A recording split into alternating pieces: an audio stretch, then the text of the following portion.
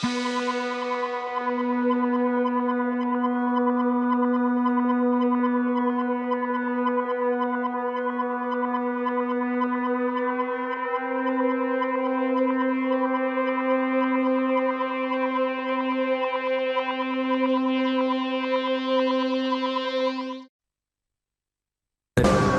seule chance de rester en vie était de m'évader. Il fallait que je franchisse le mur de la prison ou que je creuse un trou à travers le mur de ma cellule. Aucun détenu n'a jamais réussi à s'évader en creusant un trou dans le mur.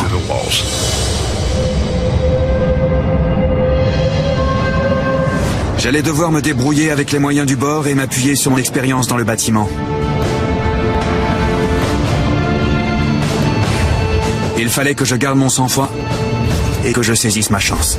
Je n'avais encore jamais vu une telle évasion. C'est extraordinaire. Sors les mains en l'air! J'étais convaincu que John Parsons serait tué dans une fusillade.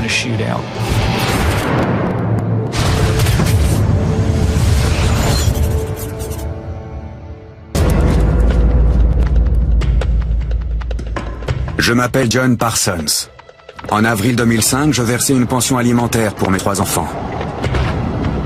Je n'arrivais plus à joindre les 2 bouts. Alors j'ai basculé dans la délinquance. Et un jour, j'ai été pris en chasse par la police après un vol à main armée.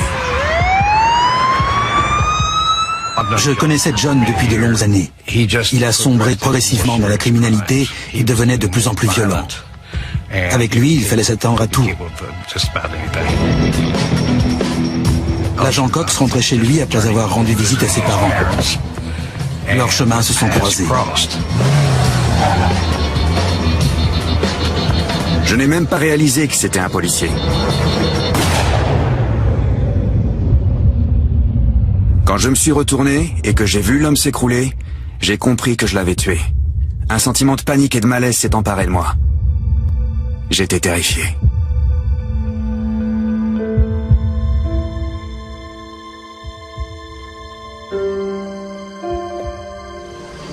Il n'y a pas de mots pour exprimer le vide que laisse la disparition de Larry Cox. C'était un homme irremplaçable.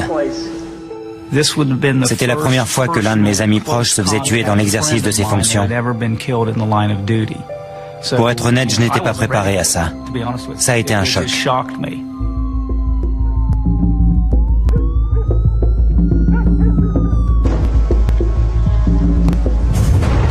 J'ai été arrêté et incarcéré en attendant d'être jugé pour le meurtre de l'agent de police Larry Cox. Videz ses poches. Je savais que je ne m'en tirerais pas. Écarte les jambes. Lorsque vous tuez un policier dans l'exercice de ses fonctions, vous encourez la peine de mort. Je pouvais être condamné à perpétuité, mais j'étais convaincu qu'il me condamnerait à mort. Je n'avais plus rien à perdre. Ma seule chance de rester en vie était de m'évader avant mon procès. Mais ils m'ont mis en cellule d'isolement pour éviter que ça n'arrive. La prison que nous avons construite ici, dans le comté de Ross, est aussi sûre que n'importe quel autre établissement pénitentiaire. Elle est même plus fiable à de nombreux égards. Chaque jour était un combat pour ne pas m'apitoyer sur mon sort et sombrer dans une profonde dépression. Je me disais que la plupart des gens que j'aimais devaient me détester et ils avaient sans doute raison. Mais il fallait que je me concentre sur le moyen de sortir du quartier d'isolement pour planifier mon évasion. Légalement, ils ne pouvaient pas me maintenir à l'écart sans motif valable. Alors, si je me comportais en détenu modèle, c'est l'heure. Ils finiraient par me réintégrer parmi les autres prisonniers. C'est vous le chef? Je pourrais alors projeter mon évasion. John Parsons était très doué pour dissimuler ses intentions. Il usait de sa psychologie pour duper son entourage et donner l'illusion qu'il essayait de rentrer dans le rang. Merci, chef. C'est un moyen efficace de brouiller les pistes et d'éviter les soupçons. Il est resté à l'isolement pendant plusieurs mois sans créer le moindre problème et en restant toujours poli. Alors, le procureur de l'époque a décidé de le réintégrer parmi le reste des détenus. Personnellement, je n'y étais pas vraiment favorable, mais il n'y avait rien qui puisse justifier qu'on le garde à l'écart. Parsons, tu rejoins les autres. Alors nous l'avons réintégré à la population carcérale. J'avais gardé mon sang-froid et ça avait payé. La nuit, j'étais enfermé dans ma cellule, mais le reste du temps, j'étais plutôt libre de mes mouvements au sein de la prison. J'avais aussi le droit de rejoindre les autres détenus pendant la promenade. Certains jours, quand le temps le permet, les détenus peuvent sortir dans la zone de promenade. Toutefois, pendant ce temps, la consigne voulait que Parsons reste maintenu à l'écart des autres détenus. Il ne restait que 3 ou 4 mois avant la date de mon procès. Il fallait que je planifie sérieusement mon évasion et que je passe à l'action. Je pensais que je pourrais peut-être m'enfuir depuis le toit de la zone de promenade.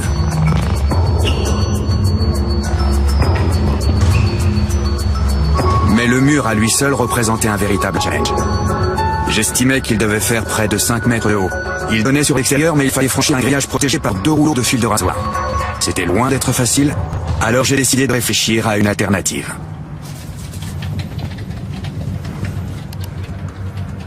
Vous aussi, on vous garde enfermé ici? John était un homme bien élevé, capable de manipuler les gens. C'est quoi votre crime? Mais il avait aussi un côté sombre qui le poussait à voler les gens et à les menacer. Une sorte de Jekyll et Hyde.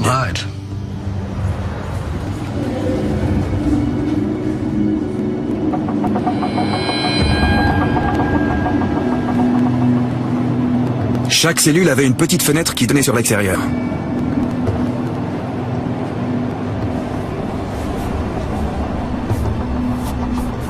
Si je parvenais à franchir ce mur, je me retrouverais dehors. Ensuite, je pourrais me laisser tomber sur le bâtiment inférieur et accéder à un toit en pente raide. De là, il me suffirait de sauter 5 à 6 mètres en contrebas pour gagner une ruelle qui longe le mur de la prison. John n'était pas un idiot. Il aurait pu faire quelque chose de sa vie s'il avait mis ses compétences ou son intelligence au service de la collectivité. Mais il a choisi la voie du crime. Avant d'envisager le moyen de creuser autour des briques, il fallait que je sois sûr de pouvoir maquiller rapidement mon travail. C'est l'appel. Parce que les gardiens faisaient l'appel 4 ou 5 fois par jour. L'appel est l'occasion de contrôler les détenus. Ils se tiennent immobiles dans leurs cellules et les gardiens viennent consigner leur présence, font une inspection visuelle des lieux et passent à la cellule suivante.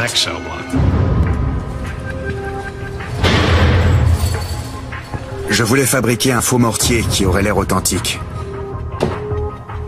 Avant de tomber dans la criminalité, je travaillais dans le bâtiment. J'allais sûrement trouver une solution. Il me faudrait composer avec les matériaux à ma disposition. Un mélange de dentifrice et de talc pourrait faire l'affaire.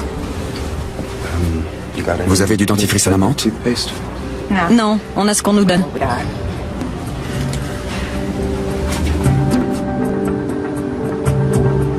Je ne me prends pas pour un génie, mais je sais que je suis plus intelligent que la majorité des détenus de cette prison.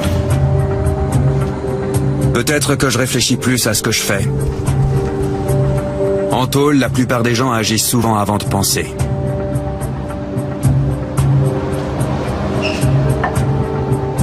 J'ai réussi à trouver la bonne texture. Mais elle ne séchait pas. Et la couleur se voyait. Je ne savais pas quoi faire.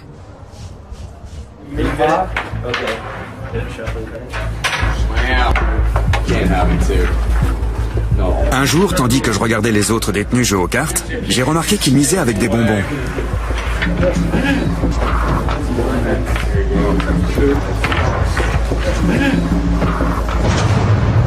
Et j'ai eu une idée. Si je pouvais me procurer assez de bonbons verts et bleus, je pourrais les faire fondre pour obtenir une teinte semblable à la couleur du mur de ma cellule.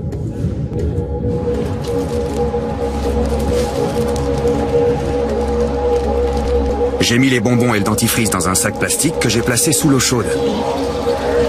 J'ai pétri le tout pour que le colorant imprègne le dentifrice.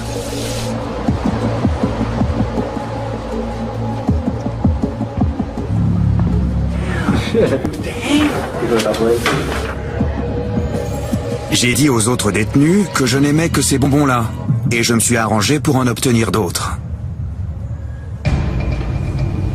Maintenant que j'avais mon mortier, il me fallait un outil pour attaquer le mur.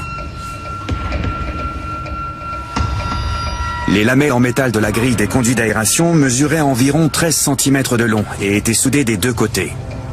Je ne pouvais pas les tordre à main nue, alors je me suis servi de mon gobelet en plastique pour les plier et en extraire une.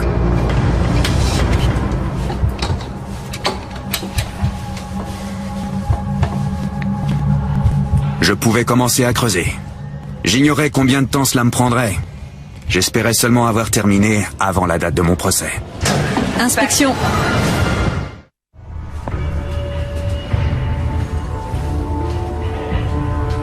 Ma crainte, c'était que les gardiens inspectent ma cellule de près et ne remarquent les traces de mon travail.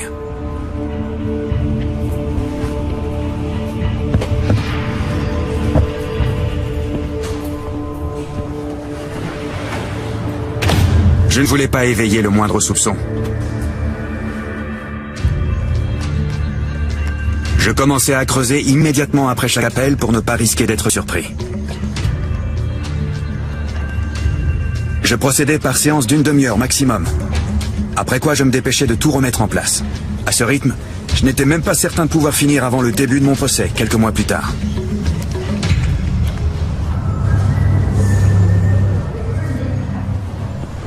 Ma progression était si lente que j'ai décidé de rester dans ma cellule au moment de la promenade pour passer plus de temps à creuser le mur.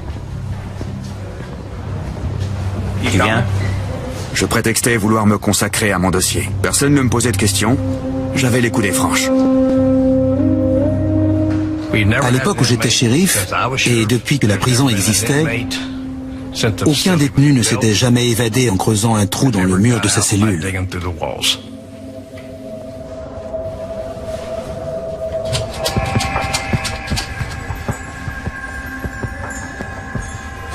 Peu de temps après avoir commencé à creuser la pierre, je me suis rendu compte que les blocs étaient reliés par un épais treillis métallique.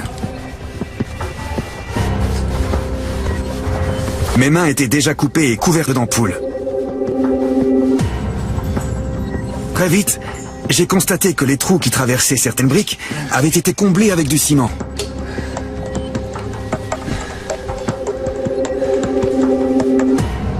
J'ai dû reboucher les contours et m'attaquer à un autre bloc.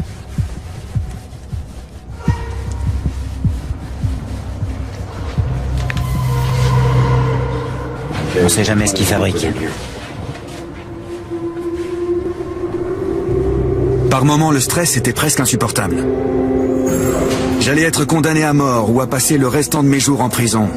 Si je m'évadais, ce serait pour mener une vie de fugitif.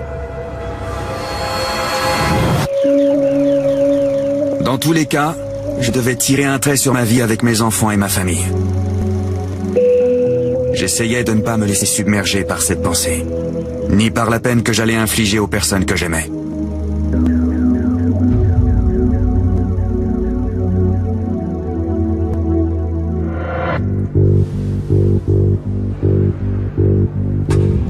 Je m'efforçais de rester concentré sur mon plan d'évasion pour chasser mes remords.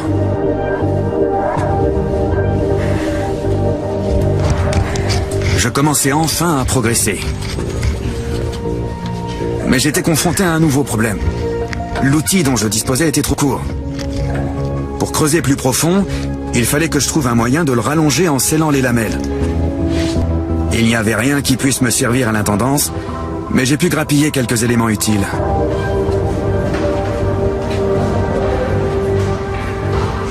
C'est là que j'ai jeté un œil aux produits d'entretien. Les poils des balais étaient rattachés aux manches par du fil de fer.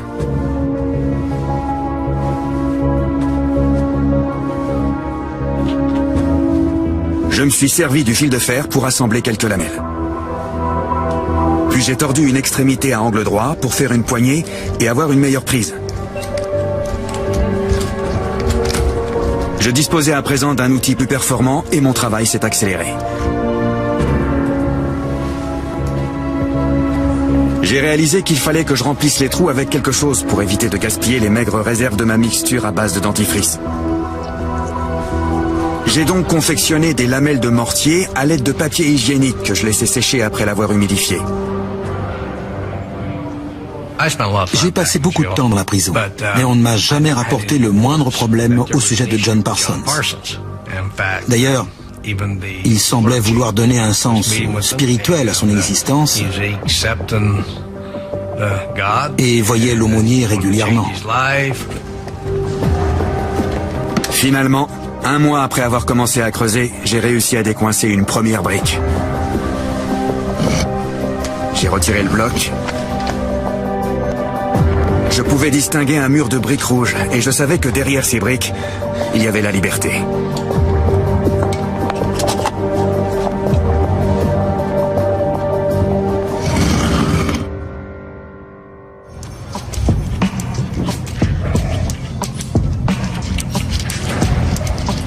Deux jours plus tard, j'étais de retour au travail. Il y avait un nouveau gardien qui s'appelait Miller. Le genre de type méticuleux et très à cheval sur la propreté des cellules.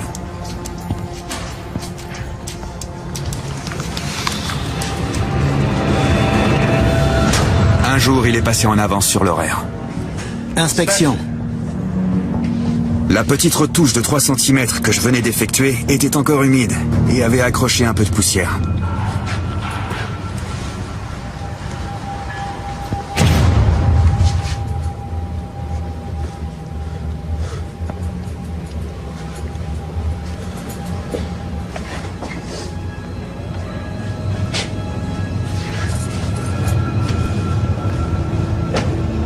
Le gardien l'a remarqué et s'est approché du mur.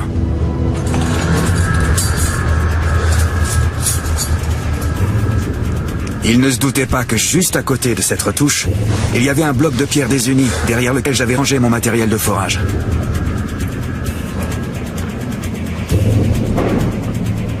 On dirait que quelqu'un a creusé ici.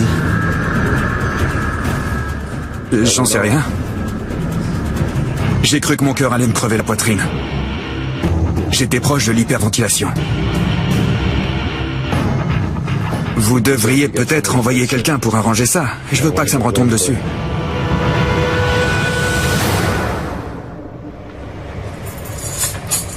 Je vais demander à l'entretien d'y jeter un œil.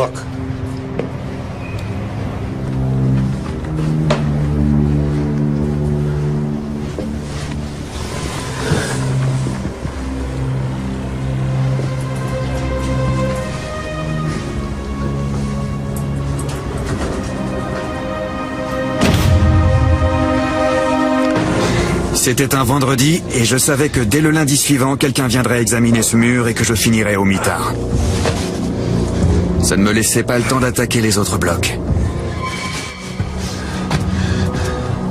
J'avais passé des mois à élaborer ce plan et désormais, il me restait 48 heures pour prévoir une toute autre évasion.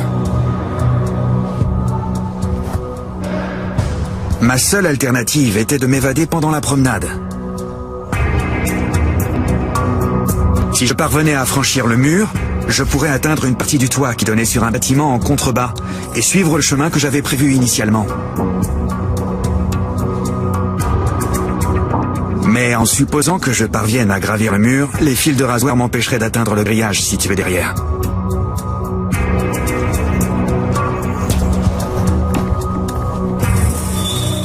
Les lamelles métalliques pourraient peut-être me servir. J'en avais une vingtaine cachées dans le mur. Je les ai tordues en forme de S. J'ai déchiré les draps et tressé une corde à laquelle j'ai relié les crochets à différents endroits. Il me servirait à repousser les fils de rasoir pour ne pas rester accrochés. J'ai également tressé une échelle de corde que je voulais suspendre au grillage par un crochet. À l'aide de papier journal, j'ai consolidé les échelons.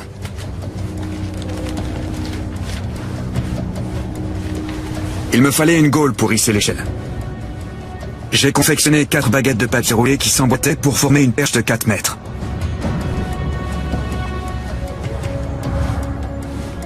J'ai façonné un bras qui s'ajustait à l'extrémité de la perche en formant un angle de 120 degrés.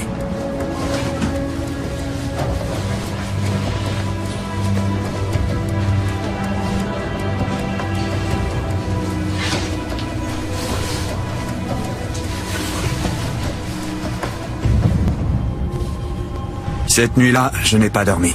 Je savais que c'était une opération risquée compte tenu de l'affluence de la salle commune, des caméras et des gardiens qui pouvaient facilement me repérer.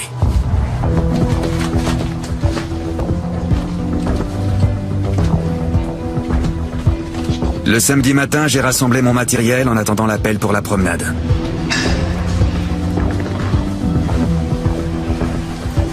J'ai passé ma combinaison orange par-dessus ma tenue bleue. J'ai sanglé les éléments autour de mes jambes et de mon torse et dissimulé l'échelle et les segments de la perche dans mes vêtements, sans que cela ne se voie trop.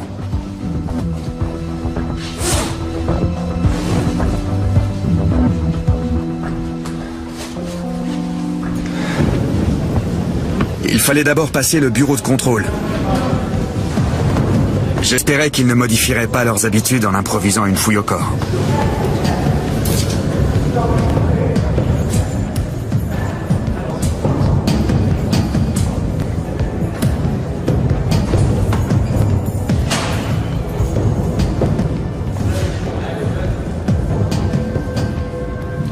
Hé, c'est quoi ça?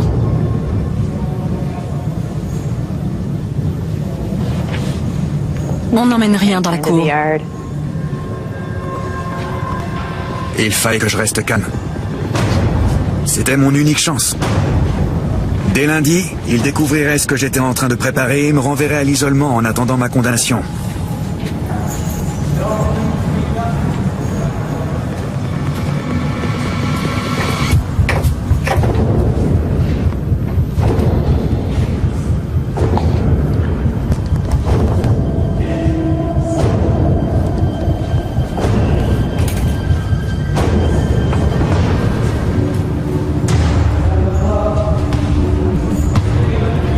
J'étais enfin dans la cour, point de départ de mon plan d'évasion.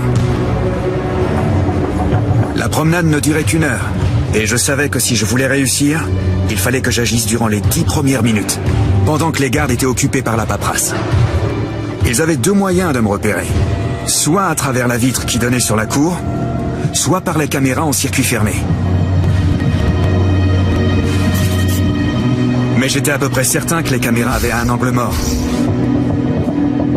Quant aux gardiens, ils ne pouvaient pas voir l'ensemble de la cour depuis leur bureau.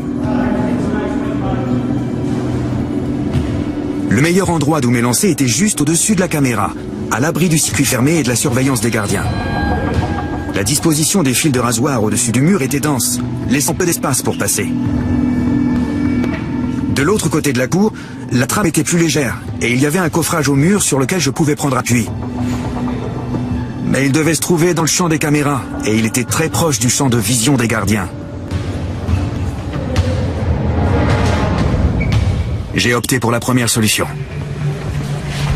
J'ai fait le tour des prisonniers pour les prévenir, qui fermaient l'arche, et leur dire de ne pas me balancer. J'ai assemblé ma perche et attaché l'échelle de corde à l'extrémité. Je l'ai hissée à plusieurs reprises. Mais les fils de rasoir m'empêchaient d'atteindre le grillage. C'était l'option la moins risquée. Et voilà qu'il fallait que je l'abandonne.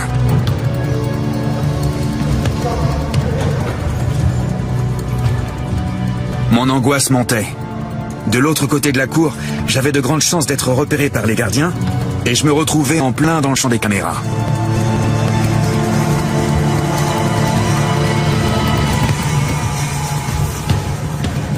C'était l'un des moments les plus stressants de mon existence.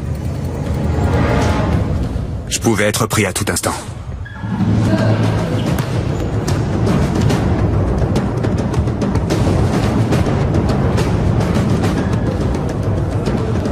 Je me suis positionné devant le coffrage du mur. Il fallait que j'agisse rapidement pour que j'aie le temps de m'enfuir avant que les gardiens ne remarquent ma disparition. J'ai réassemblé ma perche.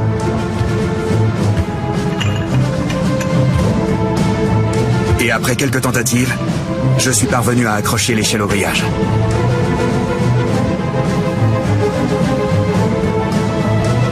J'ai pris appui sur le bâtiment pour me hisser. J'ai grimpé en bloquant une de mes jambes sur un nœud de la corde pour me stabiliser, et j'ai écarté les fils de rasoir avec mes mains pour me frayer un passage. Mais ma combinaison est restée accrochée. J'ai dû m'en défaire et la laisser flotter, comme un étendard.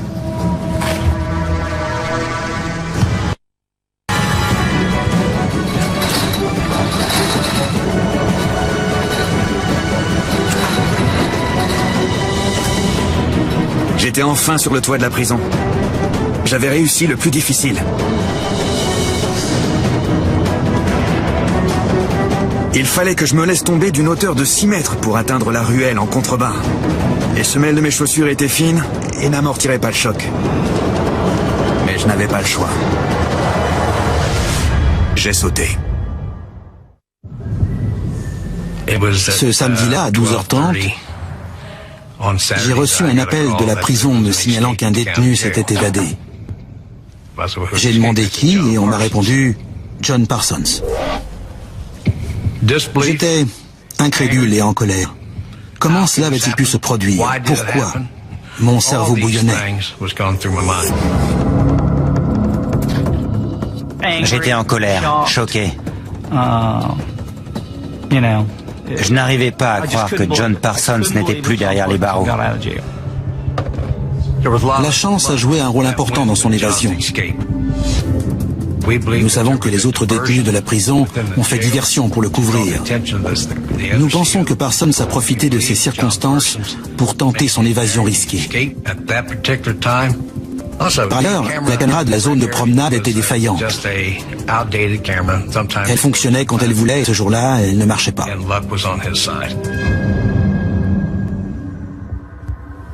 Il avait laissé un mot dans sa cellule qui m'était destiné. Il disait « Au revoir, Ron ». J'imagine qu'il voulait faire de l'humour. Je suppose qu'il voulait être drôle.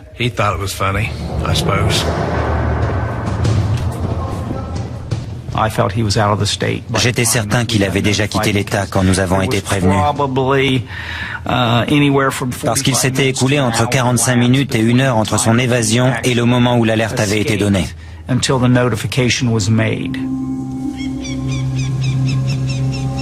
Mon plan était de quitter le pays. Mais la personne qui devait me conduire hors de la ville m'a laissé tomber. Il fallait que je fuie la région au plus vite. J'ai donc volé une bicyclette pour parcourir les 11 kilomètres qui menaient à Francfort, la ville où je vivais avant.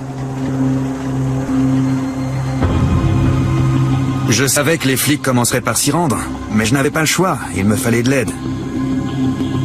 Pour ne rien arranger, je m'étais cassé le pied en sautant et je pouvais à peine pédaler. Chaque fois que j'arrivais en bas d'une côte, il fallait que je descende pour pousser mon vélo. J'étais sur le point de me rendre à la scierie de la ville pour charger du bois. J'ai grimpé dans ma camionnette et au détour d'une colline, j'ai vu un type qui poussait son vélo avec un t-shirt blanc noué sur la tête. Il faisait chaud ce jour-là. Mais quand je suis arrivé à sa hauteur, il a détourné la tête. J'ai trouvé ça louche.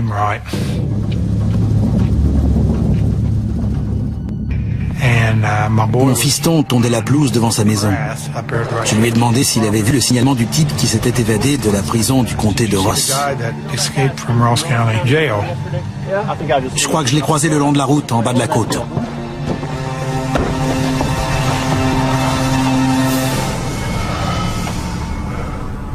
Alors nous sommes restés là quelques minutes. Le voilà, là-bas. Et nous l'avons vu sortir du virage. C'est lui, aucun doute, c'est lui. Et brusquement, il a levé la tête et quand il a vu que nous le regardions, il a fait demi-tour. Mon fils s'est lancé à sa poursuite jusqu'à l'endroit où il est entré dans les bois.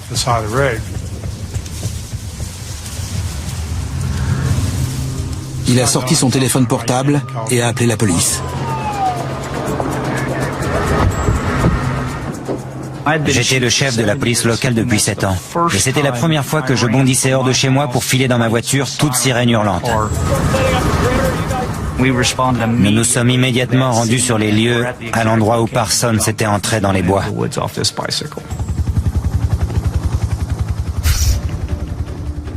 Nous avons pu encercler le périmètre car il était délimité par les routes qui bordaient la forêt.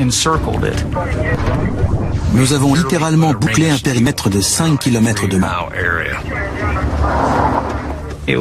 C'était sans doute un des terrains les plus accidentés du comté. Mais nous pensions avoir de bonnes chances de le prendre.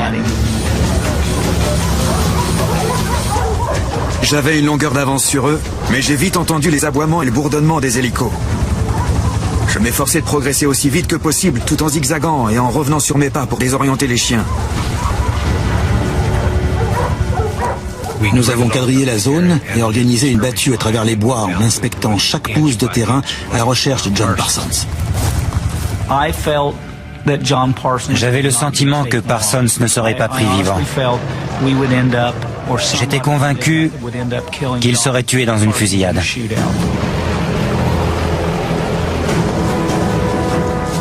Je fuyais en me dirigeant à l'opposé du bruit des quads et des hurlements des chiens. Mais je me suis vite retrouvé dans un goulot d'étranglement. Je ne pouvais pas traverser les champs et risquer d'évoluer à découvert.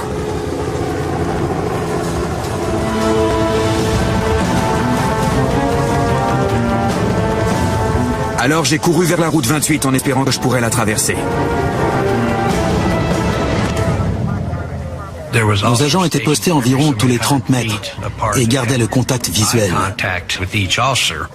S'il sortait à découvert, nous étions sûrs de le repérer. Un avion et au moins 2 hélicoptères survolaient les lieux.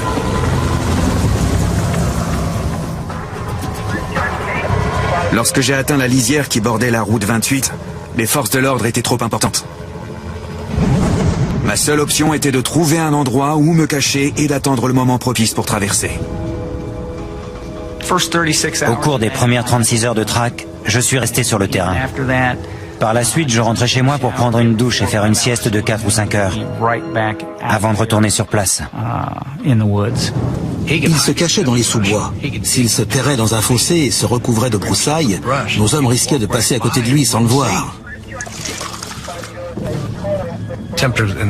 Il faisait 43 degrés, peut-être même plus. Après une demi-heure de traque, nous étions obligés de ramener les chiens pour qu'ils se rafraîchissent. Nous savions qu'ils souffraient bien plus que nous. Nous avions des vêtements pour nous protéger des ronces et de la végétation.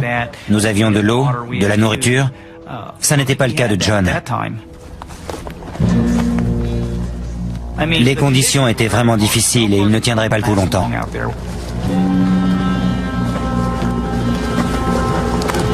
Je n'avais rien bu depuis mon évasion. Il fallait que je sorte de ma cachette pour trouver de l'eau. J'étais si faible que j'avais du mal à réfléchir. Je savais que je prenais un risque énorme, mais j'étais à bout.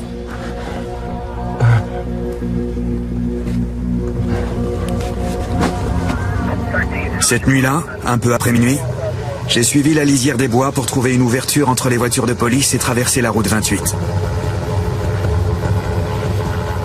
J'ai évalué à 45 secondes le temps qui s'écoulait entre chaque rotation des hélicoptères et le passage de l'avion.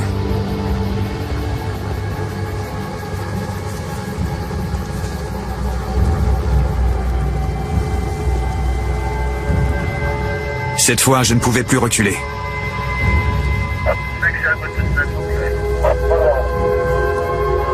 Quand il m'a semblé que tout était calme et que la voie était libre, j'ai bondi de ma cachette. Je n'en revenais pas. J'avais traversé la route sans me faire repérer. Mais je savais qu'il n'abandonnerait pas. J'avais l'impression que le monde entier était à mes trousses. Après 72 heures de traque, nous avons conclu qu'il avait dû quitter le périmètre. En dépit de tous les efforts déployés pour l'épingler, nous avions échoué. Le seul endroit où il pouvait se rendre, c'était auprès de sa famille. Nous avons mis en place une surveillance accrue et nous avons interrogé ses proches. La plupart de ses amis nous disaient que John était habitué à vivre dehors. Nous avons appris qu'il devait passer prendre une tente et du matériel que sa mère avait laissé derrière le porche de sa maison. Mais il ne s'est jamais montré. Après avoir quitté le périmètre, je me suis rendu compte que j'avais été piqué par quelque chose. La plaie ressemblait beaucoup à une morsure d'araignée recluse brune. Je savais que sans traitement, La plaie deviendrait gangréneuse et je risquais d'en mourir. Il me fallait des antibiotiques. J'avais un ami qui pouvait se procurer des médicaments et de quoi nettoyer la plaie. Mais il vivait à Chillicothe. Je n'avais pas le choix. Il fallait que je retourne en plein territoire ennemi, où chaque habitant semblait être à mes trousses. J'ai trouvé un endroit où me reposer quelque temps. Mon ami m'a apporté des antibiotiques pour traiter la morsure et des produits pour nettoyer la plaie. J'ai beaucoup réfléchi à l'endroit où j'irais une fois remis sur pied. Je me suis fixé sur le Canada. Vous connaissez ce type. Nous avons offert une récompense substantielle pour sa capture. Quel que soit votre degré de loyauté envers une personne, si on vous offre 100 000 $, vous allez la dénoncer. Certains dénonceraient leur mère pour une telle somme. Shérif Nichols, nous avons reçu l'appel d'un habitant du comté nous disant qu'il avait repéré John Parsons sur Three Locks Road, dans une vieille cabane abandonnée. Merci de votre appel, nous y serons dans peu de temps.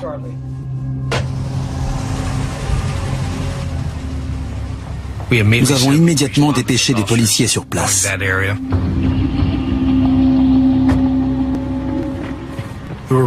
Ce jour-là, on était persuadés qu'on l'aurait et qu'on mettrait un terme aux recherches. On a rassemblé nos hommes pour aller sur place et on a investi le périmètre aussi vite que possible.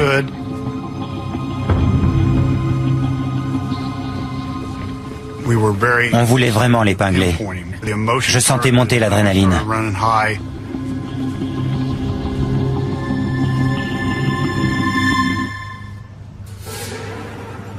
Parsons! Sors de là, les mains en l'air!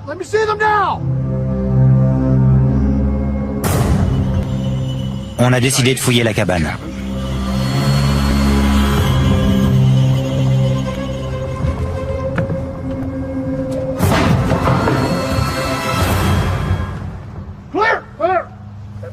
On a découvert une trappe par laquelle il pouvait sortir. Et il avait réussi à s'enfuir avant qu'on ait donné l'assaut.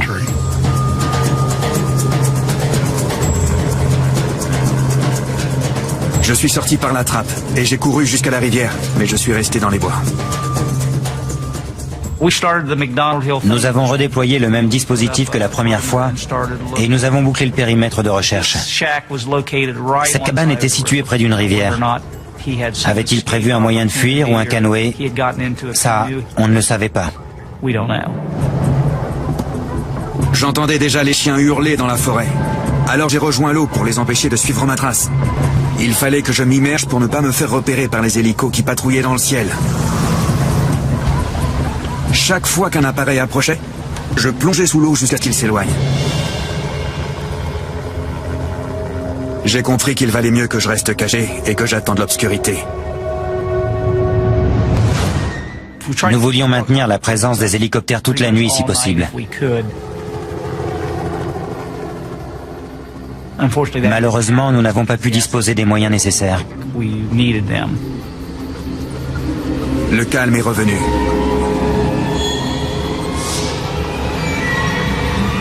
J'ai tenté ma chance et j'ai couru.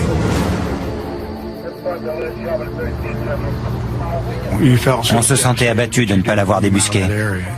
On était tout près d'aboutir, mais nos efforts ont été vains.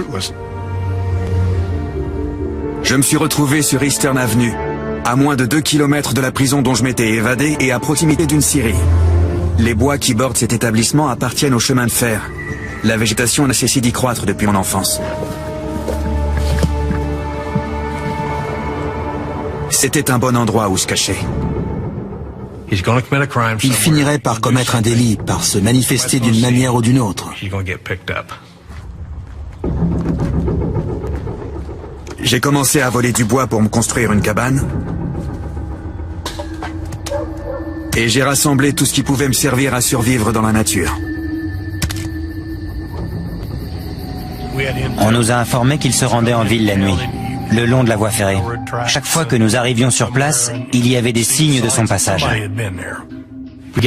On nous signalait sa présence, mais le temps de rassembler les chiens et de tout mettre en branle, il s'écoulait 2-3 heures, un laps de temps suffisant pour qu'il quitte les lieux. Nous avions toujours une longueur de retard. Par moments, on se demandait ce qu'on pouvait faire de plus pour essayer de le localiser. C'était assez frustrant quelquefois. 2 mois s'étaient écoulés depuis mon évasion, et j'avais décidé qu'il était temps que je me dirige vers le Canada.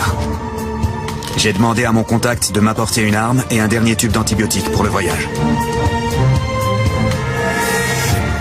J'avais prévu de porter un masque et de quitter la ville le soir d'Halloween, pour que mon déguisement passe inaperçu. J'allais enfin m'évader pour de bon, et tirer un trait sur mon ancienne vie.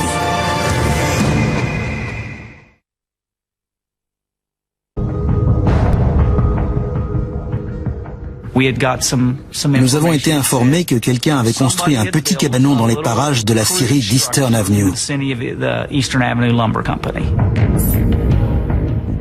On venait de finir de déjeuner et on était en train de bavarder derrière la salle d'audience quand on nous a signalé que John Parsons avait été aperçu dans un cabanon derrière la scierie.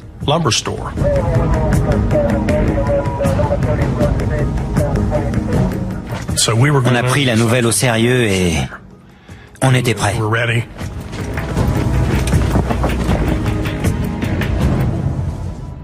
On s'attendait au pire. On pensait qu'il n'hésiterait pas à ouvrir le feu sur nous.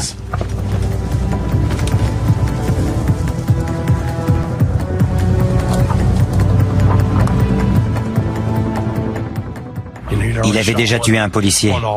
Qu'est-ce qui l'empêcherait d'en tuer un ou 2 autres?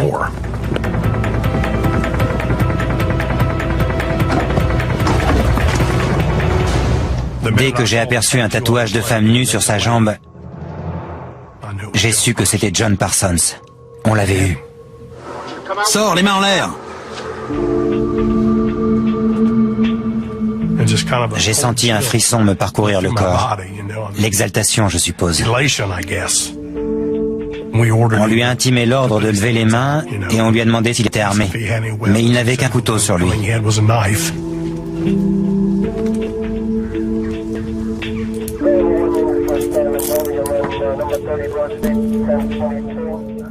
Il n'a pas opposé de résistance. Et une fois sorti de la cabane, il avait presque l'air apaisé, comme soulagé que tout cela prenne fin.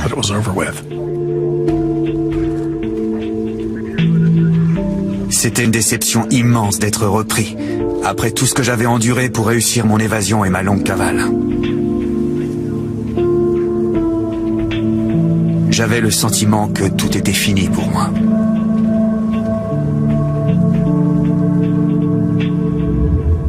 J'allais être condamné à mort.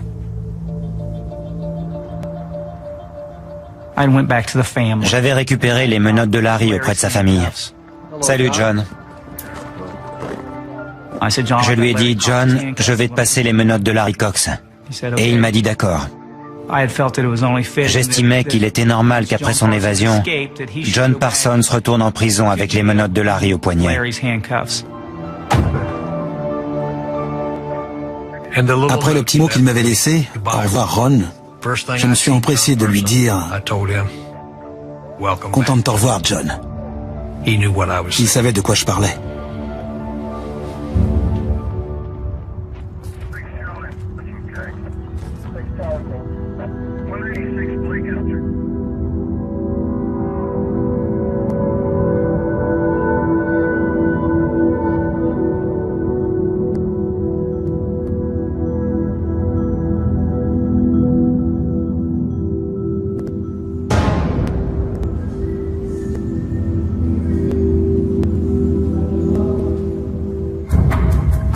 John Parsons s'évadera de nouveau.